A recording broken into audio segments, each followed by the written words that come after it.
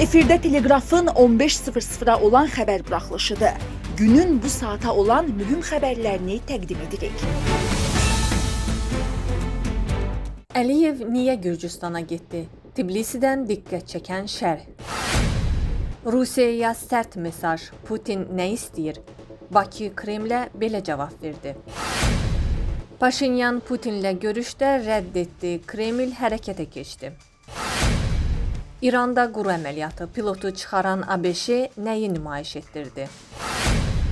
Bakıda intensiv yağışlar fəsadlar törətdi. Qurumlar gücləndirilmiş rejimdə işləyir. Azərbaycan prezidenti İlham Əliyev Tbilisidədir və bu Gürcüstanın son dövrlərdə xarici siyasət istiqamətindəki dinamikasını nəzərə alsaq, həqiqətən çox maraqlıdır. Telegraf xəbər verir ki, bunu Gürcü politoloq Gela Vasadze deyib.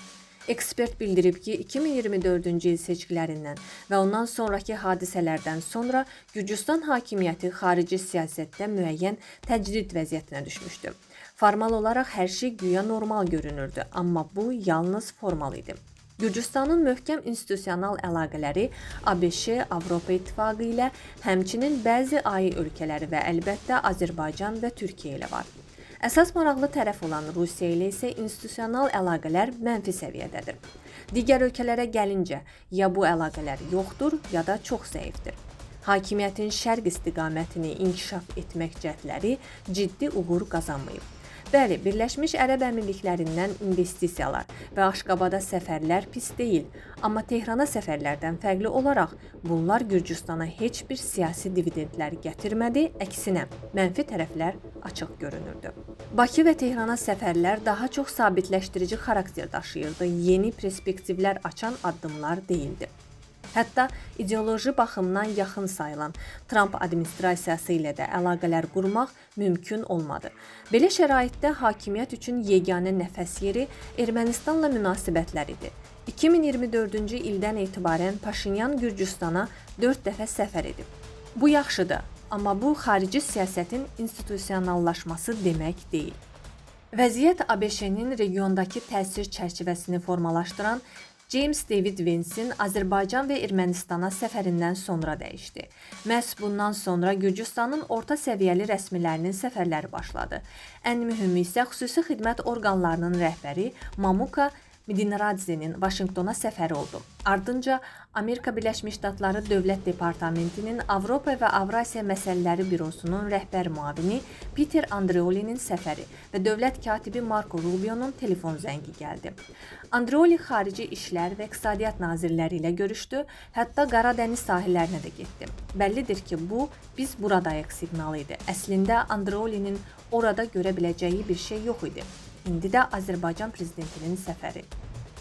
Vasadze əlavə edib ki, Azərbaycan və Gürcüstanı bir-birinə yaxınlaşdıran çoxsaylı mövzular var. Soruşula bilər ki, ABŞ-nin bununla nə əlaqəsi var? Azərbaycanla Gürcüstanın Amerikasız da müzakirə edəcəyi kifayət qədər mövzular var. Var, həm də çoxdur. Amma mən təsadüfən Gürcüstanın xarici siyasətinin institusionallaşmasından danışmırdım. Heç bir daxili məlumata malik olmadan belə ehtimal edəcəyəm ki, bugünkü səfərin proqramı əsasən Azərbaycanın Gürcüstanın nəqliyyat infrastrukturunun modelləşməsində iştirak imkanları və bu məsələdə təminatlar mövzusuna həsr olunacaq. Gürcüstan hakimiyyətinin konkret məqsədi var. ABŞ tərəfindən legitimləşdirilmək. Azərbaycanın məqsədi də aydındır. Gürcüstanı gözümüzün qarşısında formalaşan yeni regional iqtisadi siyasi məkana tam şəkildə cəlb etmək. Yəqin ki, bu səfərin nəticələrini dərhal görməyəcəyik, amma bunlar çox mühümdür. Bakıdan logistika və enerji məsələləri üzrə təminatlar əldə etməkdən tutmuş. Əgər belə bir layihə reallaşarsa, Gürcüstanın regionun yeni inteqrasiya layihəsində iştirakına gedər. Belə planların olduğunu isə şübhə etmirəm. Odur ki, izləmək lazımdır. Rusiya Federasiyasının prezidenti Vladimir Putin və Ermənistanın baş naziri Nikol Paşinyan arasında 1 aprel tarixində Moskvada keçirilmiş görüş zamanı və ondan sonra Rusiyanın rəsmi şəxsləri tərəfindən ictimai müzakirələrdə Azərbaycanın sırf daxili işlərinə aid məsələlərə toxunulub. Bu fikirlərə Azərbaycan Xarici İşlər Nazirliyinin Rusiyada Azərbaycanın Qarabağ bölgəsi ilə bağlı son günlərdə səsləndirilən fikirlərinə dair şərhində yer verilib.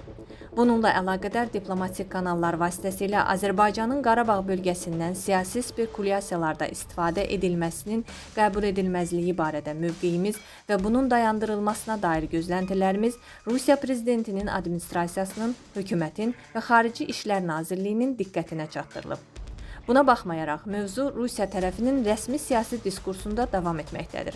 Belə ki, bugün Rusiya prezidentinin mətbuat katibi Dmitri Peskov Vesti kanalına müsahibəsində Ermənistan-Rusiya münasibətlərinə dair mövqe bildirərkən, növbəti dəfə Qarabağ bölgəsinin Azərbaycanın tərkib hissəsi kimi ilk olaraq Rusiya yoxsa Ermənistan tərəfindən tanınması barədə şərh verib. Qarabağ bölgəsinin Azərbaycanın ayrılmaz tərkib hissəsi olması hər hansı bir dövlətin qərarına deyil, tarix, beynəlxalq hüquq və ədalətə söykənir. Bu, 2022-ci il 44 günlük vətən müharibəsi və 2023-cü il 1 günlük antiterror tədbirləri nəticəsində bir daha təsdiq olunaraq tam bərqərar olub. Rusiya tərəfinə bir daha xatırlatmaq istərdik ki, Rusiya Federasiyası daxil olmaqla heç bir ölkə, heç bir dövrdə Qarabağ bölgəsi daxil olmaqla Azərbaycanın ərazi bütövlüyünü sual altına qoymayıb. Azərbaycanın suverenliyinə dair məsələlərin Rusiya-Ermənistan münasibətlərinin sadə olmadığı hazırki dövrdə ictimai müstəvidə münasibətlərin aydınlaşdırılması predmetinə çevrilməyəcəyinə dair gözləntilərimizi bir daha Rusiya tərəfinin diqqətinə çatdırırıq. Məlumatda qeyd edilib. Bir gün ərzində 4 siyasi qurum Samvel Karapetyanla güclü Ermənistan blokuna qoşulub. Azadlıq, Sabitlik, İrs və Ermənistan Liberal Demokratik İttifaqı. Bu barədə Samvel Karapetyanla güclü Ermənistan bloku məlumat yayıb. Qeyd edək ki, 1 apreldə Kremldə Nikol Paşinyanla görüş zamanı Rusiya lideri Vladimir Putinin Rusiya pasportu olanlar da seçkiyə qatılmalıdır sözlərini deyərkən Rusiyalı milyarder Samvel Karapetyanı nəzərdə tutmuşdu. Çünki görüşdə o sizdə həbsdədir və biz buna bir söz demirik, daxili işinizdir deyərək Karapetyanın həbsini də vurğulamışdı. Paşinyan isə Rusiya pasportu olan insanların seçkilərdə iştirakını Ermənistan konstitusiyasının qadağan etdiyini bildirməklə birbaşa Kremldə Putinə qarşı açıq mövqe nümayiş etdirmişdi. Bunun ardınca Ermənistanda Samvel Karapetyanın təbliğatı güclənib və ona qoşulanlarla bağlı müzakirə artıb. Ermənistanda parlament seçkiləri 7 iyunda keçiriləcək. İran ərazisində Amerikalı pilotun xilas edilməsi əməliyyatının detalları diqqət çəkir. Xüsusi təyinatlı qüvvələr İsfahanın cənubuna eniş edib və dağlarda gizlənən pilotu çıxara biliblər. Trump əməliyyatın gündüz vaxtı keçirildiyini deyir. CBC-nin hərbi mənbələrə istinadən verdiyi məlumata görə, pilotun sığındığı bölgəyə yaxınlaşmağa çalışan İran hərbçiləri ABŞ qüvvələri tərəfindən bombalanıb. Siyasi şərhçi Asif Nərimanlının fikrincə, bu, ABŞ-nin İran dərinliklərində quru əməliyyatı keçirməsi imkanlarını göstərdi. Geniş miqyaslı quru döyüşləri çətin görünür, ən azı canlı qüvvələrin qeyri-bərabərliyi baxımından, lakin lokal səviyyədə zənginləşdirilmiş uranın çıxarılması, yaxud strateji ərazilərin ələ keçirilməsi kimi hədəflər istiqamətində mümkünsüz deyil. ABŞ-nin əsas üstünlüyü hava məkanına böyük ölçüdə nəzarət etməsidir ki, mümkün quru əməliyyatlarında hədəfə yaxınlaşan İran qüvvələrinin qarşısı hava zərbələri ilə alına bilər. Pilotun xilas edilməsi əməliyyatı belə bir nəzəriyyənin reallıq ehtimalını gücləndirdi. ABŞ üçün nüfuz məsələsi olan pilotun xilas edilməsini həm də sınaq kimi qiymətləndirmək olar və istisna deyil ki, İran ərazisinə enən Amerikalı xüsusi təyinatlılar quru əməliyyatına hazırlıq istiqamətində də müəyyən addımlar atıb. Bu kontekstdə Beynəlxalq Atom Enerjisi Agentliyinin rəhbəri Rafael Grossinin bir müddət öncə verdiyi açıqlama İranın 60% zənginləşdirilmiş uranın yarısını İsfahandakı nüvə obyektinin tunel kompleksində saxlanıldığı haqda dedikləri yada düşür. Əlavə edək ki, İranın yeni dini lideri ilə bağlı yeni məlumatlar yayılıb. İranın dini lideri Müçtəbi Xameyni yer altında yerləşən reanimasiya bölgəsində saxlanılır. Bu barədə İsrailin nəşri məlumat yayıb.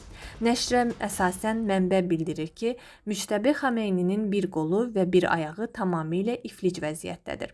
İndiyə qədər keçirilən əməliyyatlar zamanı bədən üzvlərini xilas etmək mümkün olmayıb. Bununla yanaşı, şiddətli partlayış nəticəsində onurğasında ciddi problemlər yaranıb. Çənəsi, başı və üz nahiyəsində də yaralar var. Buna görə yeni dini liderin toplantılara qatılması qeyri-mümkündür, nəşr yazır. Maariv qəzeti isə İsrailin mümkün atəşkəs zamanı İranda razılaşmanı imzalaya və daxili vəziyyətə nəzarət edə biləcək şəxsin qalması məqsədi ilə Müçtəbə Xameynini hədəfə almaq niyyətində olmadığını yazıb. Aprelin 4-dən başlayaraq ölkə ərazisində intensiv xarakterli yağıntılı hava şəraiti davam edir. Yağan yağışlar isə bir sıra fəsadlar törədib. Bu barədə Teleqrafa Bakı Şəhər İcra Hakimiyyətindən məlumat verilib.